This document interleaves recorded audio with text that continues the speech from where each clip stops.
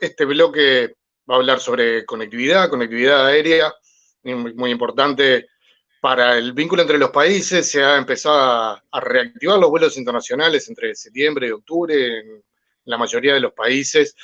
Habíamos anunciado a José Ricardo Botelho, que es el director ejecutivo de ALTA, la Asociación Latinoamericana y del Caribe de Transporte Aéreo, que lamentablemente no ha podido asistir por cuestiones urgentes, pero tenemos un bloque muy interesante con Diego García, que es el delegado general de Europa para las Américas, y con Diego Rosa, que es el director ejecutivo de Corporación América Uruguay, que gestiona los aeropuertos de Montevideo y de Punta del Este.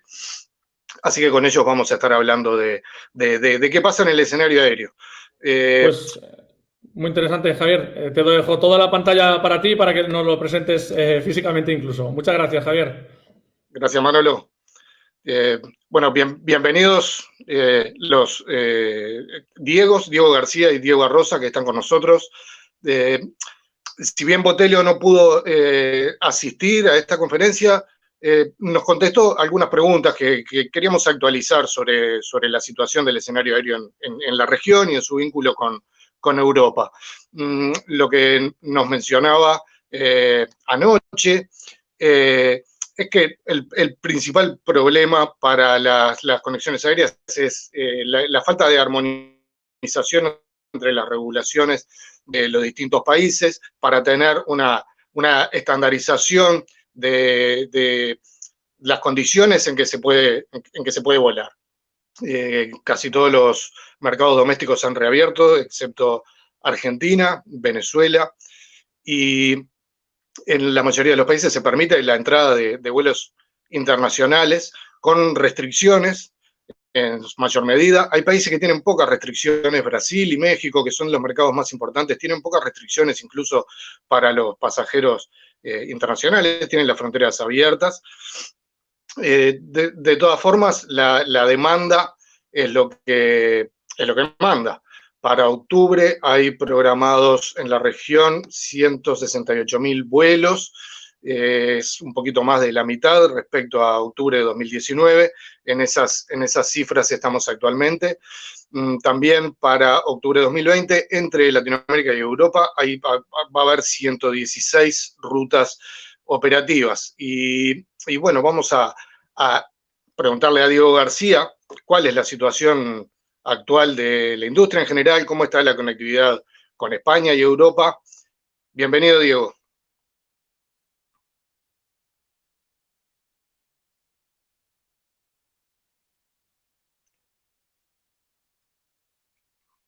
Perdón, Diego, estaba... yo no te... Ahí estoy. Discúlpenme. Sí. Bueno, bien, muchas gracias, Javier, por esta oportunidad de poder compartir con toda la audiencia de Hostel Tour la visión que tenemos acá en la región, en lo que nos consultabas. Darle también la bienvenida a mi compañero de panel, a Diego Arosa, con el cual trabajamos siempre muy fuerte en lo que concierne a Europa y el aeropuerto de Montevideo en Uruguay. Tengo alguna información oficial, la más actual es la que comparte IATA. La demanda global medida en RPK, que es el ingreso por kilómetro volado, para el mes de julio del 2020 sigue retraída en un 79.8% versus el 2019, si bien la misma mejora versus la contracción que hubo en junio 2020, que fue del 86.8%, la misma sigue en niveles muy bajos de recuperación. En lo que respecta a América Latina, no somos una excepción, la demanda cayó un 87.5% en julio de 2020, con respecto al mismo mes del año pasado, con una capacidad cayendo un 83%. Esto nos da una ocupación en los vuelos en la región del 63%, una señal que la podemos ver como positiva, que hay una demanda de viajes para el mercado incluso superior a la ocupación global, que es del 57.9% en el mes de julio. En lo que respecta a Europa, los últimos datos son del mes de septiembre, el mes que está en curso. Nuestras ocupaciones de la red América, que incluye también Estados Unidos, está en torno al 65% de ocupación. La industria en la región, la vemos recién, lo comentaban en el otro panel, Aldo Elías, de la Cámara Argentina de Turismo, sigue parada en la región en estos últimos 6 meses, o tuvo aperturas parciales y de manera no coordinada, lo que complica mucho el tráfico para pasajeros, esto que también te comentaba Botelia en la respuesta a las preguntas. En cuanto a los países que hay operaciones regulares, donde opera en Europa, tanto Estados Unidos, Brasil, Ecuador, Uruguay, República Dominicana, Honduras y Bolivia, empezamos con nuestras operaciones en el mes de julio. Hay otros países que, si bien no hay operaciones regulares, ya estamos con operaciones especiales hace 2 o 3 meses atrás, como es el caso de Argentina, Paraguay, Perú y Venezuela. Algunas de estas operaciones son semanales, otras son quincenales, pero sin duda en Europa, como referente entre América y España, la puerta de entrada a Europa, supo tener un rol importante en el recomienzo de estas operaciones entre América y en este caso el hub de Madrid. Pero también hay otras aerolíneas europeas que también mantuvieron activa esta conexión a partir de estas aperturas, ya sea el hub de Charles de Gaulle en Francia, el hub de Frankfurt en Alemania y también al de Heathrow en Inglaterra. Por otro lado, cada país, y hablando de la región, tiene su propia normativa de protocolos sanitarios para ingreso de pasajeros, y esto complica mucho el rendimiento o el entendimiento de los pasajeros, ¿no? ¿Cuál es el protocolo para un lado o para el otro? Más teniendo en caso la operación entre América y Europa, donde el pasajero europeo que viene hacia la región no visita un solo país, sino que visita 2 o 3 países, y sería muy bueno que la región tenga un único protocolo sanitario para que todos los visitantes puedan entenderlo mejor, ya sea que visiten nuestro continente o se muevan dentro del continente mismo. Creo que en este caso Europa fue un muy buen ejemplo en el inicio de las operaciones en este sentido. Sí, Europa, como referencia, es lo que veíamos con Jorge Marichal también, a nivel de bueno, la experiencia del verano europeo, de la reapertura de fronteras con sus marchas y contramarchas. El reinicio, la reapertura en la región, en Latinoamérica, ¿cómo se ha desarrollado? Veíamos que los tiempos han sido distintos y eso no ha permitido una coordinación o una programación estable. La anticipación con la que se están haciendo los anuncios es muy corta. Ahora, por ejemplo, Panamá acaba de anunciar una nueva prórroga. Eso hace complejo, ¿verdad? Que se le brinde garantías a todo el sistema. Totalmente. A esta altura de la pandemia, la industria esperaba que todos los países ya tengan sus operaciones domésticas y regionales funcionando, y en octubre estar arrancando con operaciones de larga distancia. Pero esto no ocurrió en toda la región. Por ejemplo, lo comentaba Aldo Elías en el panel anterior, Argentina aún sigue con toda su operación doméstica, regional parada, y se estima que la misma empiece recién a mediados del mes de octubre. Ahora, hay algunos brotes verdes y en el mientras tanto hay mercados en Latinoamérica que van mejorando. Brasil en julio, por ejemplo, que tuvo una oferta del 50% con respecto a julio del 2019, tuvo una ocupación en su vuelo del 63% versus el 85% que fue en el 2019. Estados Unidos, que nunca frenó su operación doméstica, ya tuvo una ocupación del 48%. Ecuador, que arrancó en el mes de junio con su operación doméstica, ya julio le puso la operación internacional, movió 114% más de pasajeros en el mes de junio, durante el mes de julio, movilizando 60.000 pasajeros versus los 28.000 que había tenido en junio. En Europa, por ejemplo, empezó a operar en julio con una frecuencia, Guayaquil y Quito, ya en septiembre estamos operando con 2 vuelos semanales, con ocupaciones cerca del 60%. Colombia arrancó en septiembre, en la primera semana veíamos, como comentaba la gente de Viva Air, transportó 12.000 pasajeros en 106 vuelos, Avianca por su lado transportó 27.000 pasajeros en 302 vuelos en el mismo periodo. Ahora Colombia comienza con las operaciones regionales a Bolivia, México, Estados Unidos, República Dominicana, Brasil, Ecuador y Guatemala. Y ya estamos trabajando las aerolíneas europeas junto a Aviación Civil para poner en marcha las operaciones en Europa. En México, que también fue uno de los países que nunca frenó su operación doméstica, ya en el mes de julio operó el 47%, muy parecido a Brasil, de la capacidad que ofreció en el 2019, con ocupaciones en torno al 50%.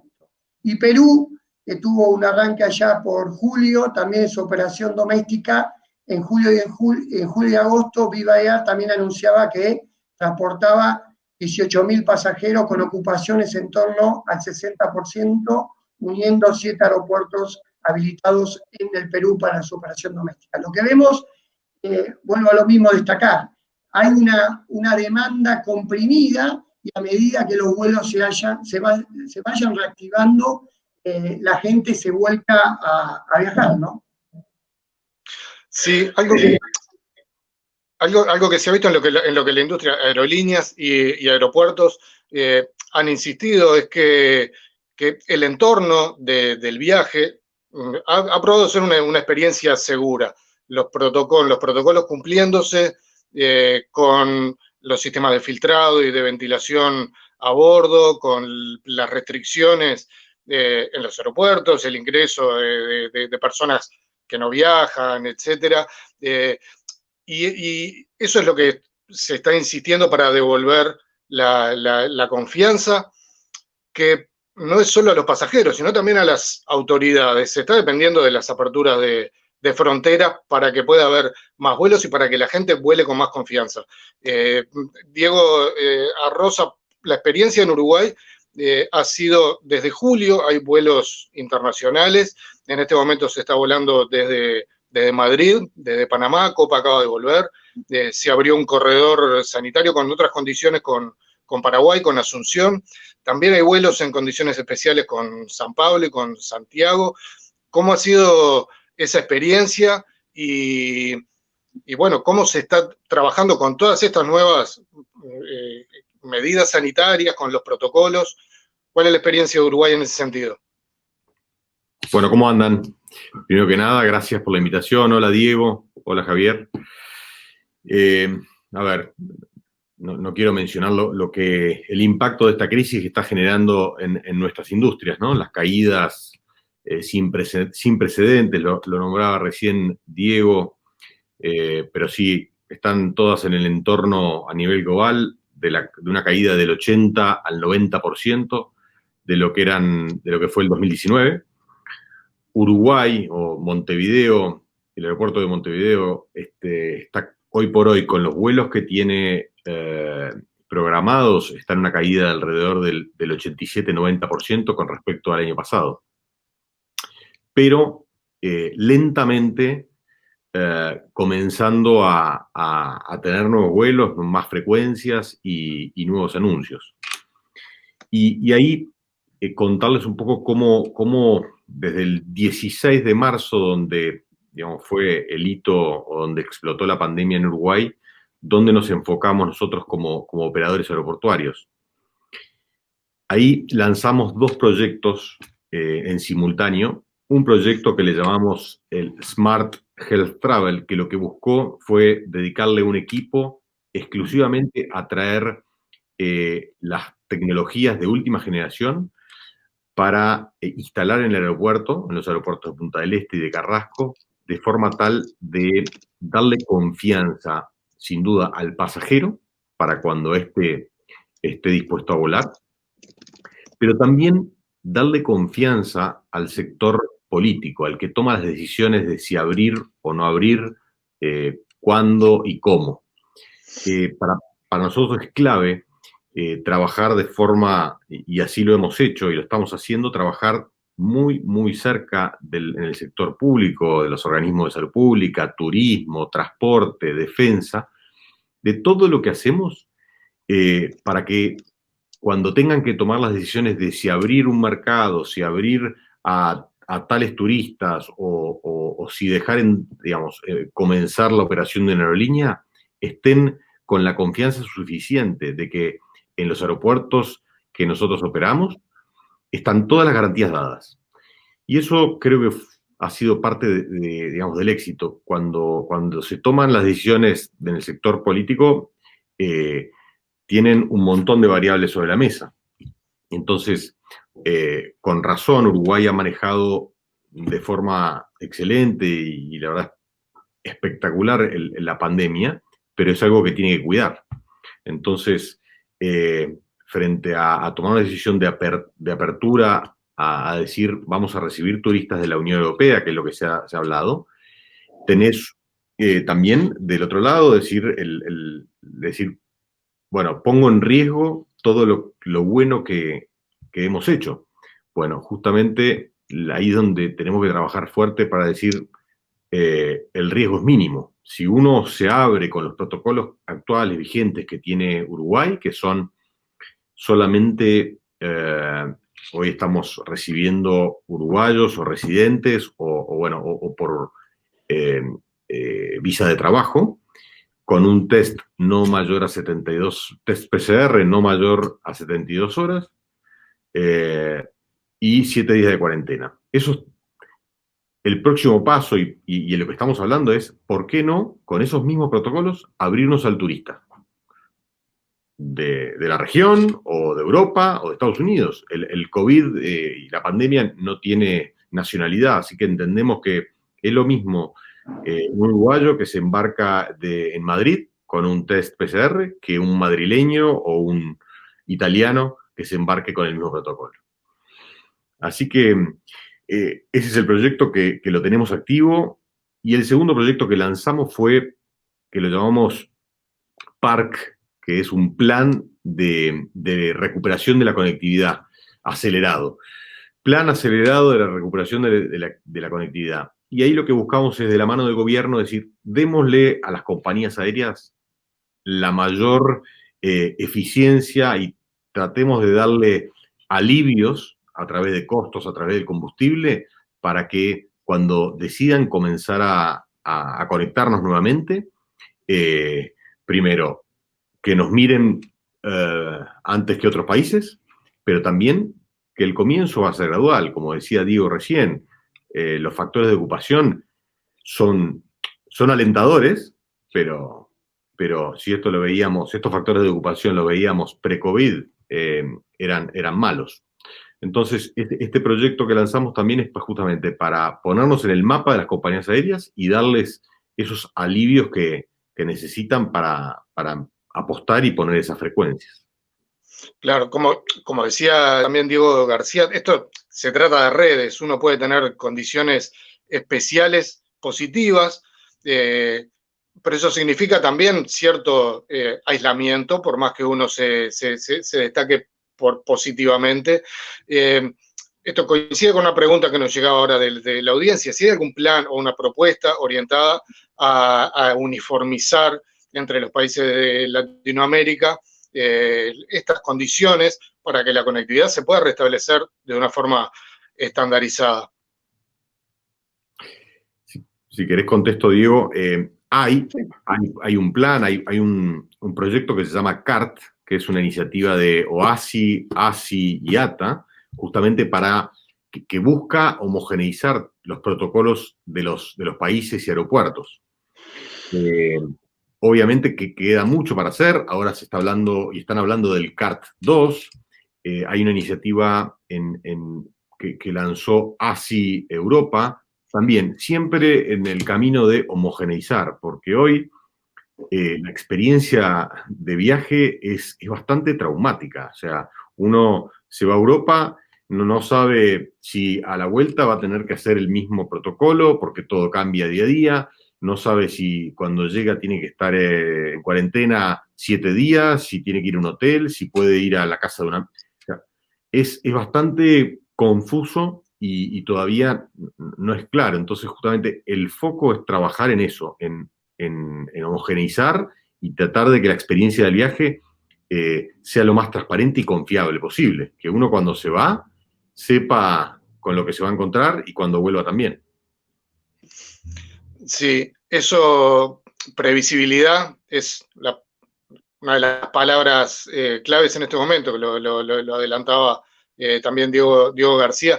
¿Qué es lo que necesitan las compañías aéreas para poder planear, para poder mejorar este escenario para los pasajeros? No, sin duda previsibilidad es una de las primeras premisas que venimos pidiendo todas las líneas aéreas, toda la industria en general, a los gobiernos y a las autoridades que competen, que tenemos dentro de la industria aerocomercial y de turismo. Para que nosotros podamos armar un planning, que lo podamos cumplir y que los pasajeros se sientan seguros al momento de comprar un ticket aéreo. Que las aperturas de las fronteras y las condiciones, como decía recién Diego Arosa, de aeropuertos, que las condiciones sanitarias se respeten, no que estén cambiando todo el tiempo, sino que tengan una previsibilidad de un tiempo, de un mes o 2 meses antes de cualquier cambio. Tener en cuenta que las líneas aéreas movemos equipamiento muy costoso y mucho personal, y para esto necesitamos planificar. Sin previsibilidad no se puede hacer una planificación eficiente, y por el tipo de producto que nosotros comercializamos, que es perecedero, una vez que despegó un avión, el asiento que no vendiste lo perdés. Una mala planificación se traduce en pérdida para las líneas aéreas, y esas pérdidas se traducen en menos rutas, menos conectividad, menos turismo. Es muy importante, lo escuchaba antes en el panel anterior al presidente de la Cámara Argentina de Turismo, el turismo en Argentina es el cuarto ingreso para el PIB del país. En España es uno de los principales ingresos también, lo escuchaba también a Jorge antes. Es muy importante que los gobiernos den previsibilidad a la industria aerocomercial, a la industria de turismo, para poder planificar de manera eficiente y tengamos menores pérdidas. Por otro lado, los incentivos. Lo comentaba muy bien Diego Arosa, y Uruguay fue uno de los principales países en la región que dieron principales y primeros países que dieron en la región incentivos para esta planificación que estamos haciendo en las líneas aéreas, poder mirar a Uruguay con buenos ojos y poder apostar para reactivar la industria. Incentivos en reducción de tasa de aterrizaje, de tasa de despegue, uso de espacio aéreo, reducción en tasa de uso de la estación, reducción en los impuestos que tenemos los tickets, el IVA, reducción en el costo del combustible. Todo esto se traduciría en menores costos para líneas aéreas, mejorar el precio al consumidor y reactivar de manera más rápida lo que significa la industria. No el ejemplo que hubo acá en Argentina, que se le acaba de poner. Después del mes de diciembre, que se puso un impuesto a las ventas en dólares del 30%, una nueva percepción del 35%, haciendo que el turismo internacional desde Argentina se achique más, y eso significa que al no haber demanda de salida va a haber menos oferta de aviones, porque lo que no entienden las autoridades es que los vuelos se llenan en ambas direcciones. Entonces, si vos no tenés pasajeros que salen, las ocupaciones de los vuelos se achican más, son rutas que van a pérdida y rutas que se dejan de operar. Entonces, es muy importante que entiendan las autoridades que necesitamos incentivos, no nuevos impuestos o percepciones que encarezcan el boleto aéreo para que disminuya la demanda. Les hago una pregunta a los dos y luego tenemos varias preguntas de la audiencia. Tratamos de hacer rápidamente, que quedan pocos minutos, para el próximo panel. Alta prevé que para diciembre la operación esté más o menos a un 60% de la cifra prepandemia, eso teniendo en cuenta los tráficos domésticos, porque por ejemplo Copa no espera pasar del 30%, que se explica porque el grueso de su operación es internacional. Esas son las cifras que manejan ustedes en Montevideo por un lado, y en Montevideo y Punta del Este también. Punta del Este es otro caso que en verano se espera una reactivación, aunque depende mucho de Argentina y Brasil. Y en Europa espera estar en un 50-60% para diciembre, ¿o todavía no? Nosotros de Uruguay estamos transitando nuestro peor escenario, cuando ya tenemos varios escenarios desde marzo, pero como te decía, nosotros el peor escenario eran 5 meses sin pasajeros, y bueno, y ya vamos hacia eso, y estimamos, sí, cerca del 75% termina en diciembre, de caída, ¿no? Me refiero. Pero está bueno mencionar, y justo estaba en otra reunión anterior, nosotros estamos metiendo mucho foco, también viendo lo que está pasando en la región, mucho foco en la carga. También aprovechando y capitalizando la buena imagen de Uruguay desde el punto de vista pandemia, desde el punto de vista político, estabilidad. Estamos tratando de capturar y lograr que se instalen, digamos, de acelerar el hub de cargas. Y eso le va a dar también mayor sostenibilidad a las compañías aéreas comerciales, para que de alguna forma compensen esos factores de ocupación bajos con mucha carga. Eso es algo que estamos metiendo foco. Con respecto a Punta del Este, sí, no vislumbramos una buena temporada desde el punto de vista comercial. Sí estamos metiéndole mucho foco a todo lo que es la aviación general, la aviación privada. Estamos con un plan agresivo de generación de hangares para captar los aviones privados de la región que tengan su base en Uruguay. En el caso de Europa, te cuento, Javier, que nosotros empezamos a operar en la mayoría de los destinos donde teníamos mayor frecuencia, donde operábamos de manera diaria, con un vuelo semanal. Ese fue el inicio de todas las operaciones, y a medida que la demanda lo vaya solicitando, empezamos a subir oferta. Hoy tenemos, no sé, República Dominicana, el aeropuerto de Santo Domingo, estamos operando con 3 operaciones semanales, en el aeropuerto de Guayaquil y Quito con 2 operaciones semanales, igual que en San Pablo. En Uruguay esperamos que muy prontamente, como comentaba antes Diego Arosa, se abra la oportunidad de turismo europeo que pueda ingresar a Uruguay, y eso nos va a permitir incrementar oferta en el Uruguay.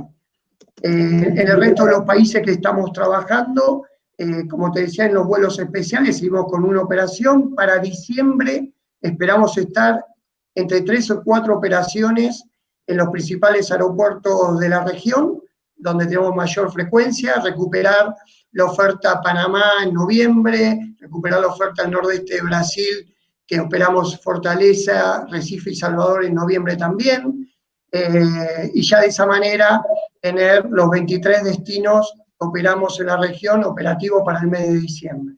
Y ya en Semana Santa hacer una próxima incremento de oferta, donde hay mucha demanda entre América y Europa, y viceversa, y ya llegar al verano europeo que viene con el 80% de la operación que teníamos previa a COVID.